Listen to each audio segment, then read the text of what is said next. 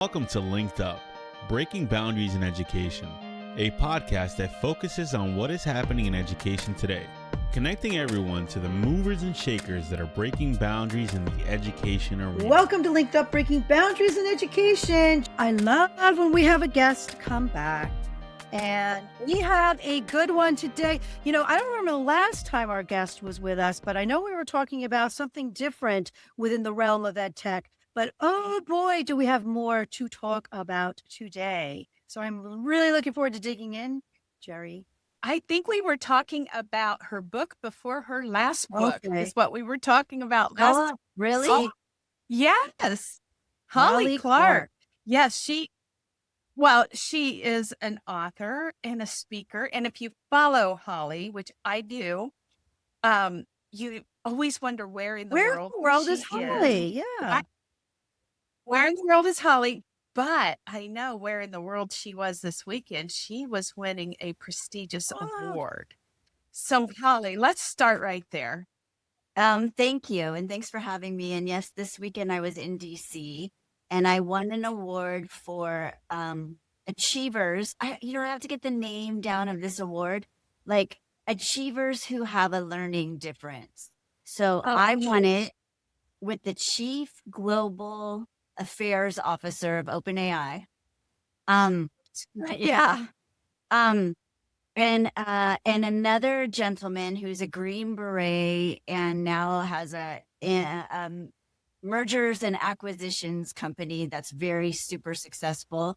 So it was kind of a little intimidating a bit because I know everyone was there to hear from the Chief Global Affairs Officer from OpenAI, let's be honest. And it was like they would go and talk and I'd be like, hi, I taught 7th grade, obviously I've done more, but that I felt like, I don't know what to say here because the one guy worked in the Clinton White House, also Al Gore. Then he was trying to help start Airbnb. And now he's like the chief, I was like, yeah. And then I taught 8th grade, But you have done so much. You are doing so much in schools and traveling around the world. What are you seeing as you travel around the world? Because, tell us, what's the hot topic? Well, that the hot topic is different from what I'm seeing. So we'll talk. So because I don't see this happening in schools, but the hot topic. So I'm on TikTok. Jerri's on TikTok. Jamie, do you do TikToking? Okay. No. Okay. So you're lucky. My TikTok is sending to me in my algorithm, all the people who think we should take technology out of school completely. That after all, it didn't work.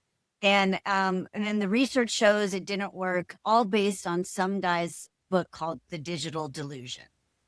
And all of the things that I'm getting are very crafted things about how we should take technology out. So I've personally gone on a little, my own little TikTok campaign for no, you're wrong.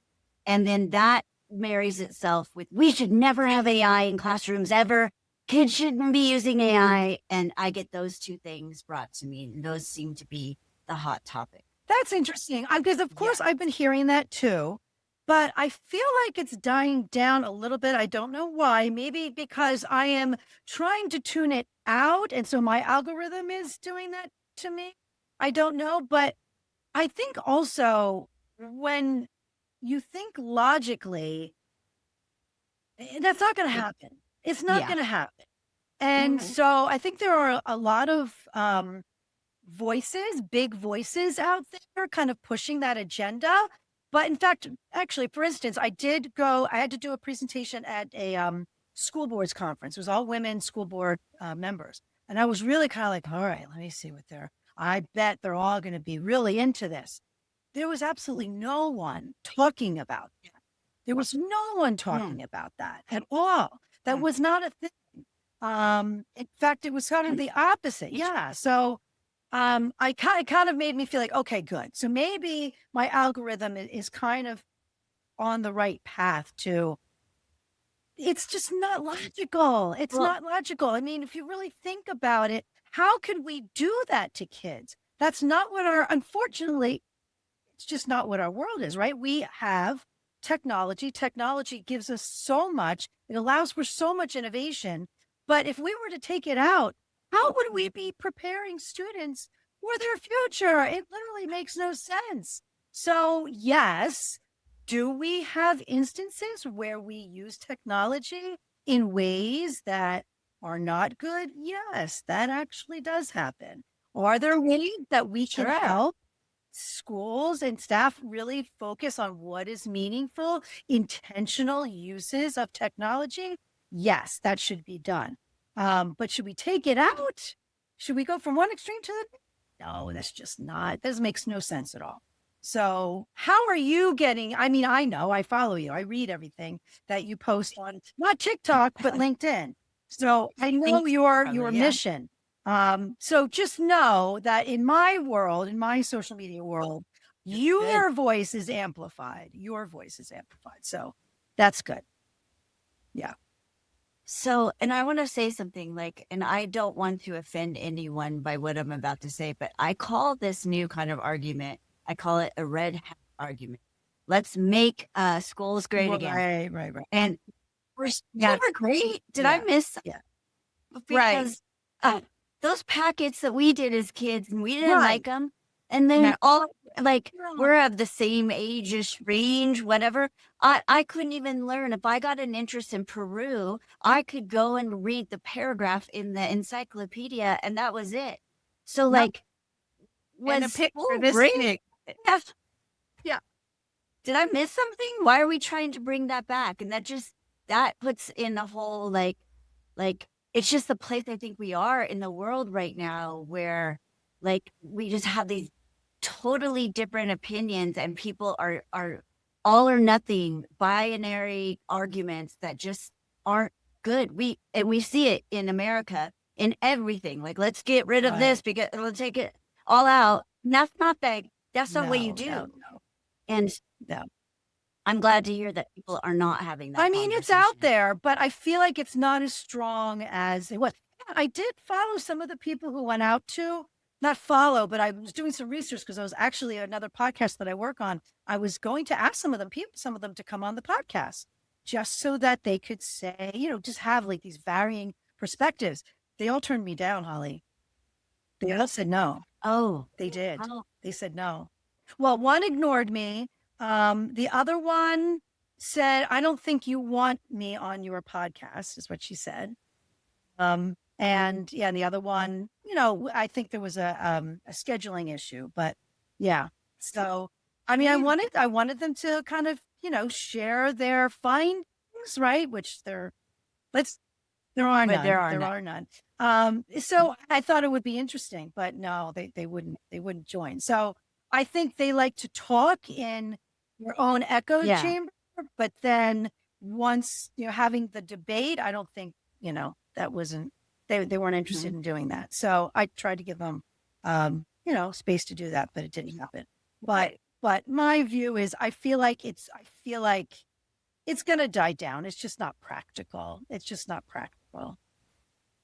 So that's really good to hear because like if you think about it, if we took technology out of schools, the kids who have socioeconomic status to have computers at their home would get all the skills they need for their jobs. And the kids that I have sent home computers and hotspots for, where that's the only computer in the home and the parents using it to get a job. Sometimes we all know these scenarios, but like, so you're just going to let this population of kids not have technology and not prepare them at all? Like that, I just... No, I know. Very privileged point of view you have when you want to take technology out of classrooms. Right. Think through that. That's exactly right. And that's one of the things I admire most about you, Holly, is that you don't worry about being politically correct. You believe. And I admire.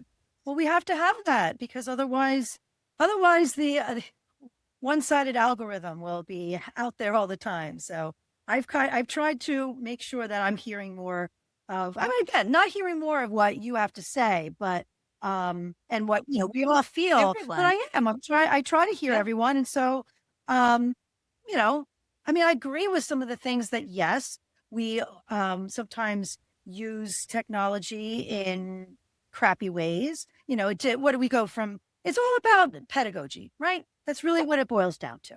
So we're not going to move from doing, I like to say dittos. Remember the purple, what were they called? Those machines. Yeah, Risograph. I was I going had, to bring. I had it all over my No, I couldn't. hands. I had all over my fingers. Yeah. Yeah. Then you get high from that smell. But you know, we're not going to take those and digitize them and say, yeah, we're integrating technology. No, but But we we have, have, and that's and it's called great. iReady or Great. whatever. Really And chill. then people Yes. are quoting Really that. chill, right? We don't want to, that's not what we want to do. That's not meaningful technology integration. So yes, there, you know, and there are some districts that absolutely do not do that.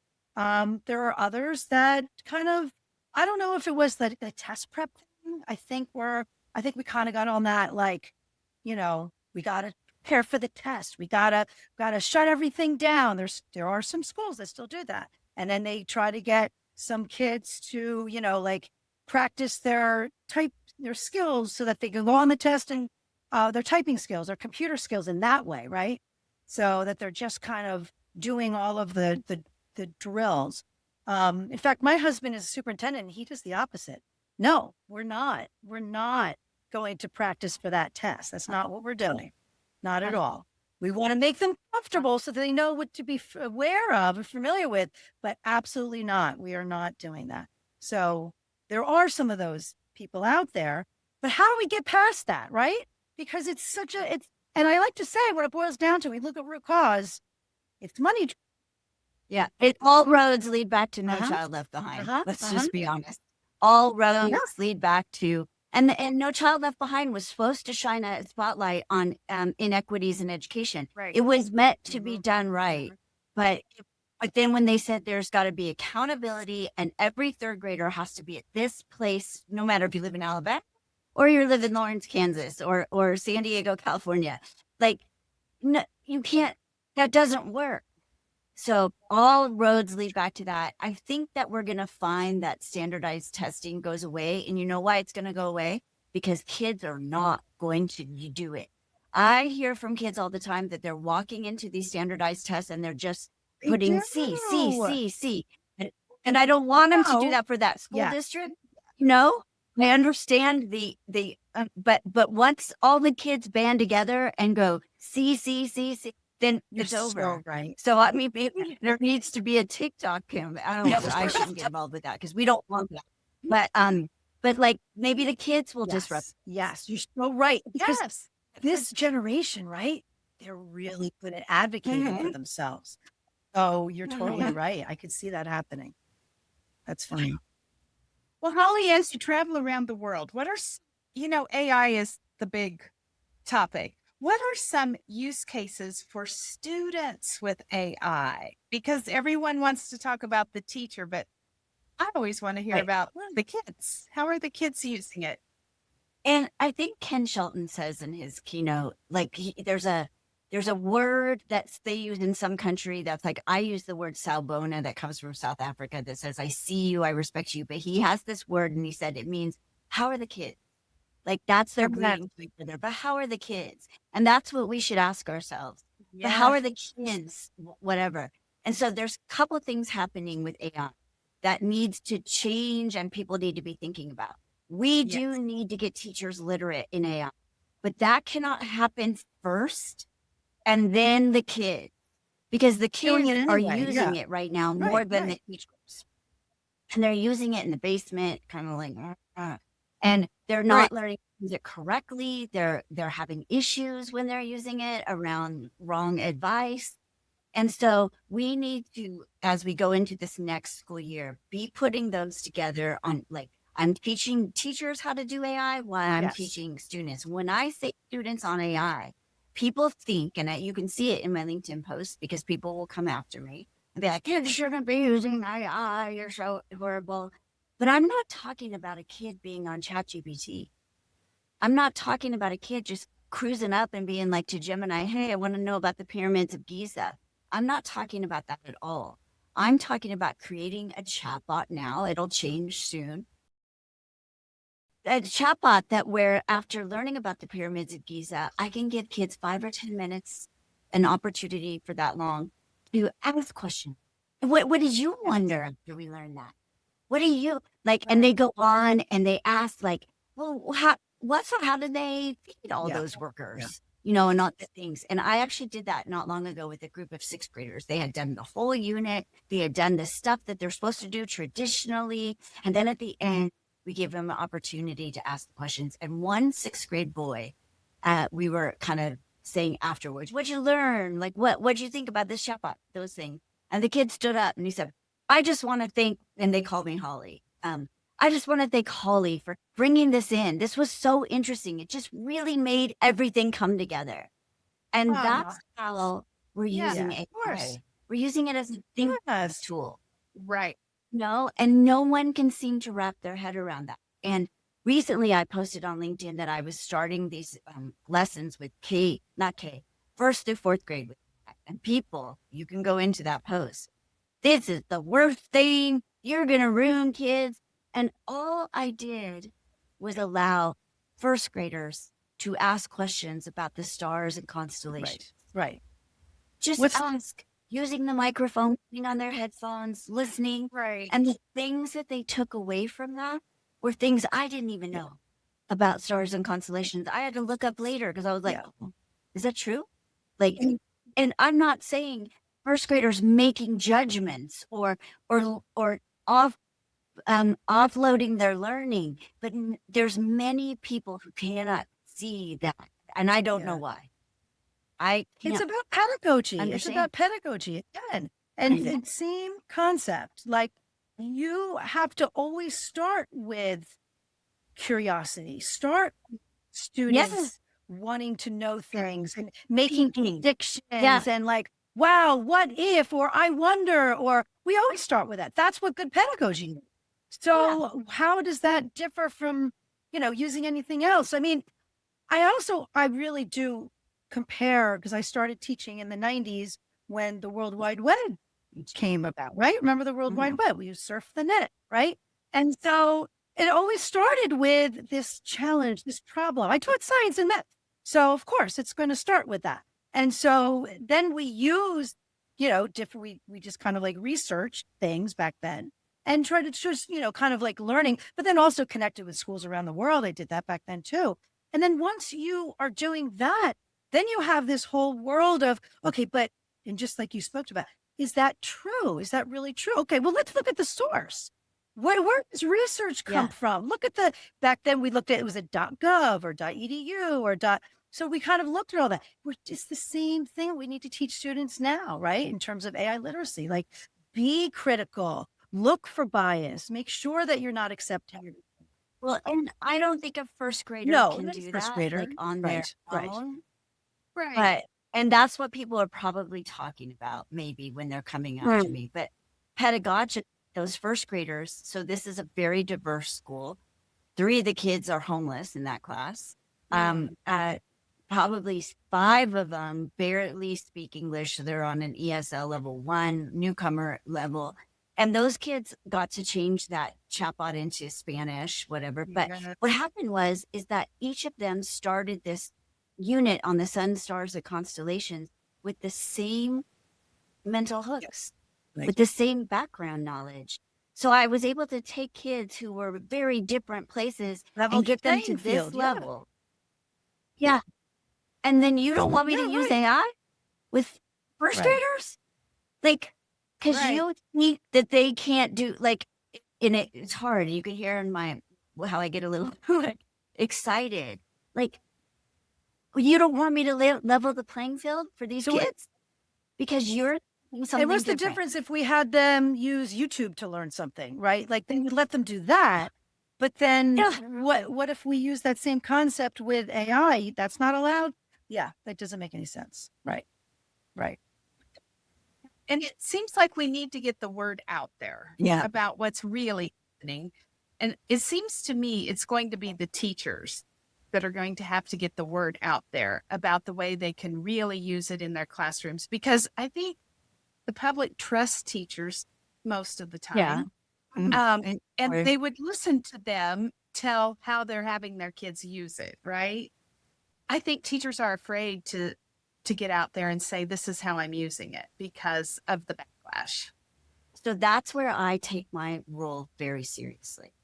I work with schools, but I'm not attached to a school right now. So anything I do is not going to be bad on a school name. I don't work like, if I say something negative about a particular company I think is doing a bad job, no one is going to be impacted by that but me. So I feel like it's my responsibility a little bit right now to be the one whose voice is loudest, because Yes. I can. Exactly. Yeah. A teacher wonders, will I lose my job? What will happen? Right. Yes. And that's so appreciated that you do that you speak up and speak out. Wait a minute. I do have a question though. So are there situations where, well, yeah, I guess so. So there are some schools that are not allowing it to be used. I know that is still happening. That's like a huge, Yeah, a huge, but that's what I wondered. Is it really a huge amount? I think so.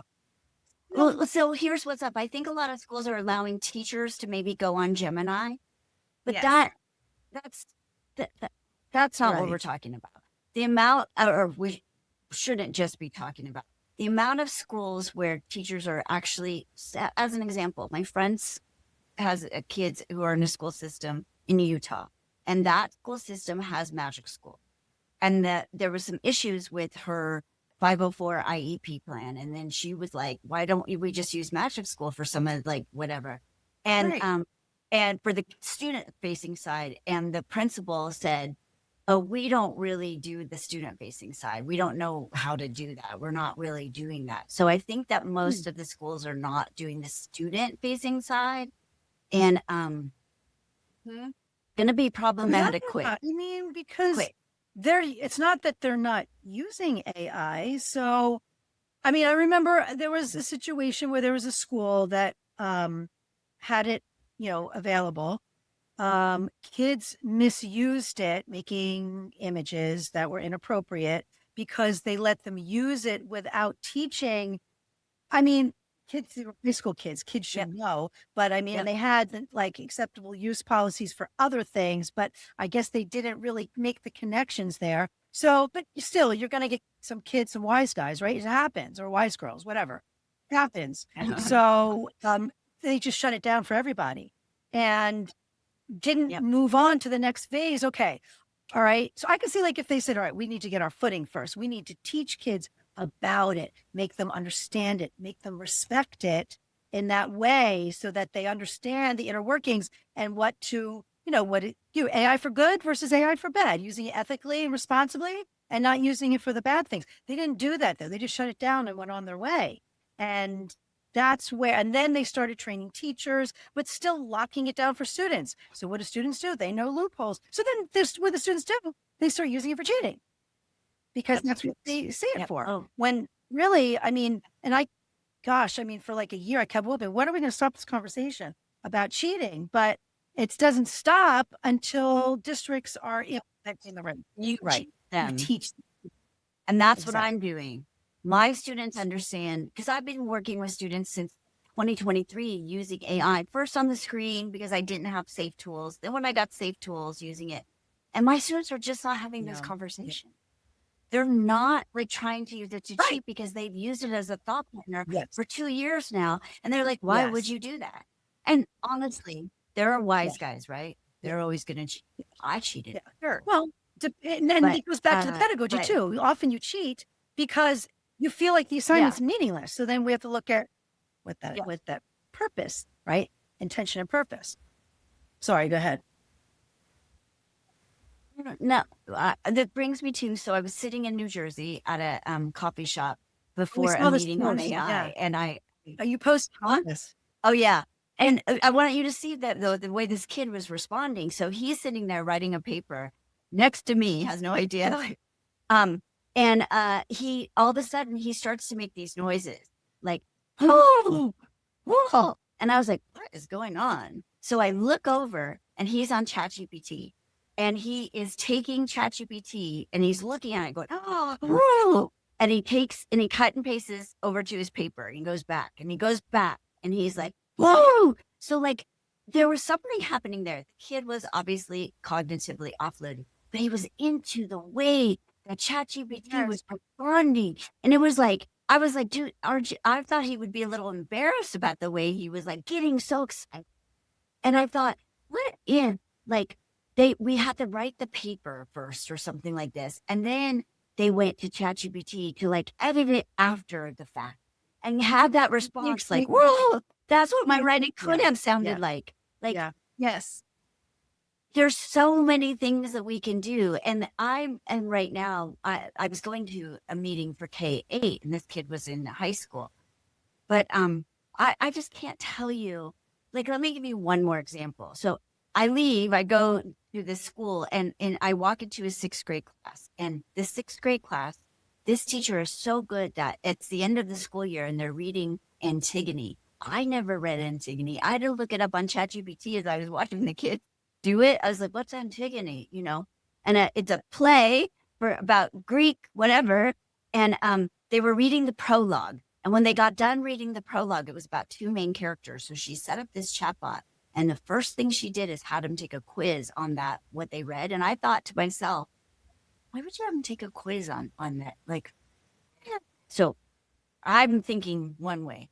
Then after they got done with the quiz, it said, interview the 2 lady characters of this prologue. So they interviewed them. Then when they got done, she said, okay, tell us what you learned. And I want you to debate what's going to happen in the next part. Because it was about a funeral and what was going to happen with this funeral. And the kids, their things that they said were so thoughtful. And they would come back and say, no, I don't agree with you. And here's why. And then she asked them after, she's like, where did you get that thinking? And it's like, because I was talking to the character and it made me think. And like, so I went in and looked at the things that they said to the character and it was like next level. So I go to her afterwards. I'm like, why did you do a quiz like all in the same chat? Why didn't you want the data from that quiz or whatever? And she's like, this is how good of a teacher she is. She's like, no, I was trying to level set. So to make sure that they understood basic things. And when they didn't get the question right, it came back with the right answer and why. And so when they went to interview the characters, I knew they were coming from a certain place. And I was, my mind is blown. Like I was judging her. Yeah. And then you know what she's going to do next? She is going to, so the important part is they were kind of like ingesting the information by interacting and interviewing these 2 characters instead of just going right into a discussion where one kid will just sit there quiet. That would have been me. I don't know Antigone. I don't know what's going on right now with it, you know, whatever. And instead, they all got to the place that I was talking about before, all had the same like background knowledge to have a deeper discussion. So she's telling me, okay, next we're going to, and I got to make sure I'm there for this. We're going to take Antigone and the lessons in it and contrast it with letters from a Birmingham jail for Martin Luther King. And I was like, and these are 6th graders. And she's like, and I think the only reason I can do this is because they're going to be able to do these thought partnerships along the way. And I was, That's awesome. You have to understand, that's what's in my head when people are like, kids shouldn't use AI. I'm like, Yes. And the higher level thinking that's involved I in all love of this. Yes, it's not Right. memorization. Exactly. I love how she started with that mental conflict and got the kids, again, like I mentioned before, that curiosity. And so if they didn't understand something, it just it told them what they were missing. And then, like you said, it got everyone on the level playing field. And thinking to level set these kids. Right. It got them all. Now they can equally partake in these debates because that's where some kids can. And so now we're getting them all in the right place. And don't need, but it helps so much to have a technology like this to be able to get them to do that. It pushes in a really soft way, that scaffold that we need to do. And the teacher now can sit back as that facilitator and kind of watch it all, like, just like you kind of did, like, whoa, what is happening in this room? I just was like, and you know, there was just so much happening there, but I could tell by their discussions that was not something, because I taught language arts I know I did the discussions and I thought that was good teaching, and it is. But I know that some kids were like, I Right. didn't get that. And she made sure Yeah. they were level set so they could They were all all have. prepared. They're all prepared. I- It's brilliant. It's brilliant.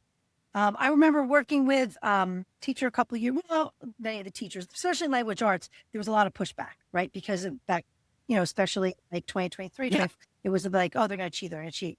So this one language arts teacher, it's kind of like if you can't beat them, join them sort of thing. Well, I know they're going to be using it. So what I did was I had them have it write like a story. Then I had them analyze that and look at the story arc, see if it actually was good, actually made sense, and how they would do it better. Yeah. And so, and that school actually wasn't allowing AI, so she used a different tool that wasn't shut down instead to let them do it. And this was a teacher who was totally against it. Totally against it. I'm never letting, rage against the machine. I'm not letting AI do it. And so she was like, well, this is actually really good because now these kids are into writing their stories, making them better, how to make improvements.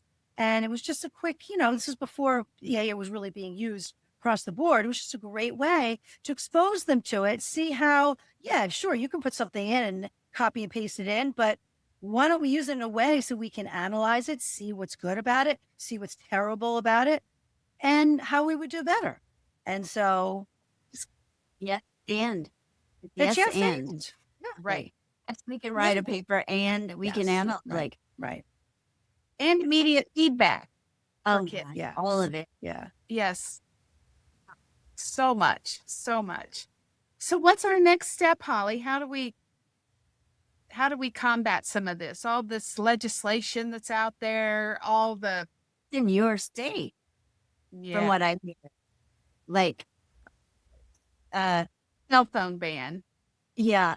Well, the cell phone ban, so interesting. Let's talk Yeah. about that for 1 second. I think that once we banned cell phones in some schools, I think we did see kids talking to each other more. I think there has been some interesting results about that. However, those results come from the book Anxious Generation. And there is Right. a podcast out right now called If Books Could Kill.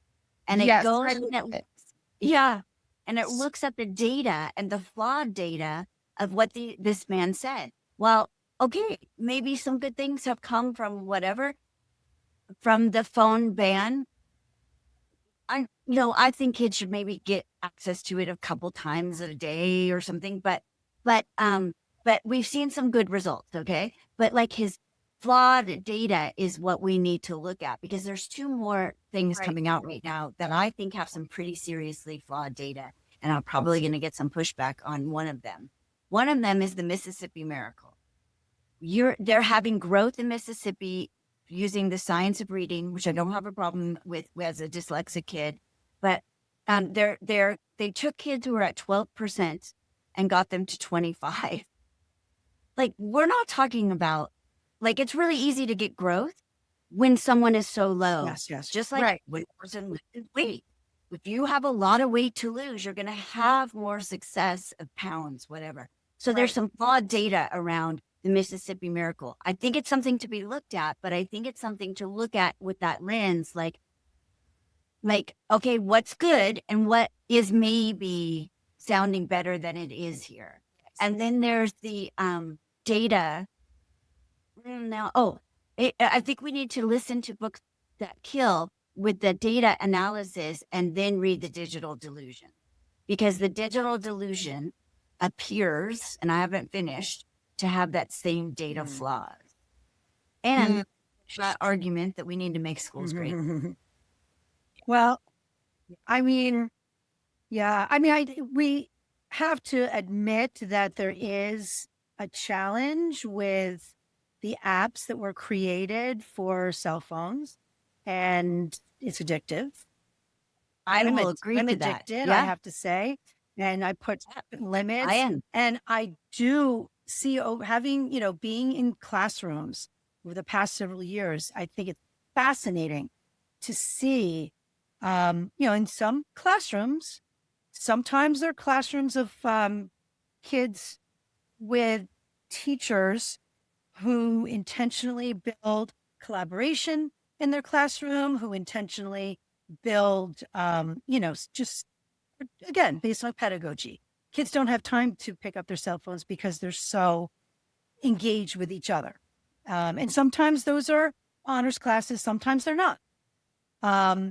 Whereas in some other classes with traditional kids in rows, you will find what I found over the years is first kids, Snapchat, TikTok constantly, just constantly. Then another year goes by, I see them binge watching Netflix, and also gaming, the headphones and everything, gaming. Like, what are you doing? You have something to do right here. I'll do it later. Totally gaming. Then now what they're doing? Gambling. Yes. So these are like actual things happening in classrooms. We know it's addictive because we as adults are addicted as well. But what schools are doing instead of, and I don't agree with like a statewide ban. Sometimes there are situations where this is like the only device that we have, unfortunately, right? So like there's an equity issue there. But having kids a part of the conversation. I know a school where there was a committee of kids and parents and teachers, and they're like, yeah, you know what? I would like a break. I'm here with people. I want to interact with people. I don't mind having a break. And so it seems counterproductive in this way, but they do allow them, like, just like you mentioned, like, at lunch, if they go to their locker, check it out. That's fine. At lunch is kind of not cool because you want them to be talking, but like sometimes you need to contact your family or whatever, like, oh, I got something after school. Like, you have it. It's like not just like take it away. You got to dump it at the door when you come in. Like, it's not a prison, like you have to teach them to be responsible. But at the same time, these things can take over our lives. So let's teach about balance. Let's learn when it's appropriate, when it's not. Let's learn to have balance in our lives. So I kind of feel the same way you do, Holly. Like, let's find a way to, like, put them to the side a little bit. I always like to say, the pockets they have, make them charging stations. So like kids want to put them in there. They need to charge their phones, Wow. but yeah, I mean, it's hard. I will say that the reason that that's happening is people are like, they're distracted by it. And now the narrative is kids are distracted by anything that's internet connected. And I know I work at schools that have hired me and they're obviously doing good stuff. But when I walk into classrooms, and I walk into a lot of it, I don't see the distraction on the devices at all, because the teacher in this case, like the one I just talked about, he only opened the device for that activity. Then it was down. No kid got on a game. They wanted to do this. First, it was a quiz. They needed to do it. And then they were into interviewing. But it's the way it's rolled out. It's the leadership at the school. It's the leadership in the class. Like, if you're having a problem, and I'm sorry, I know we're all different, but I taught with technology for many years. My kids were not playing games. They were not, because we had an understanding. We built the expectations together. Yes. And I cannot accept the argument that kids are addicted, but they shouldn't be on the device long enough to even Classroom management that. and pedagogy. Yes. So that's it. And again, that takes sort of some professional development around all of that. What is the root cause? So yeah. Well, Holly, this has been phenomenal. It's always good to see you. What's next in your life? Oh my gosh. Who has time to think with that? I'm just coming home from all the things. But for me, I'm just going to say what's next for me in what I share is going to really be hitting home about the fact that, no, you can't just take out technology in classrooms. I have dyslexia. That is my access point. And I don't always need to be on it, but taking that accessibility out of classrooms also for kids who need to learn technology skills. And talking about that loud and often, and then also talking about the fact that as we go into 2026-27 school year, we have got to have the conversation about kids using AI. You just cannot turn your No. like Put your heads in the Right. sand. blind eye No. to.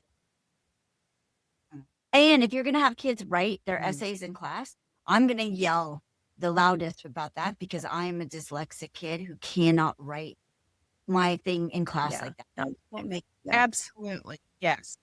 Yeah. Yeah. We're not looking at all the Yeah. children. Yeah. For sure. Yeah. Yes. All right. Well, get your megaphone and out. We're gonna be right behind you.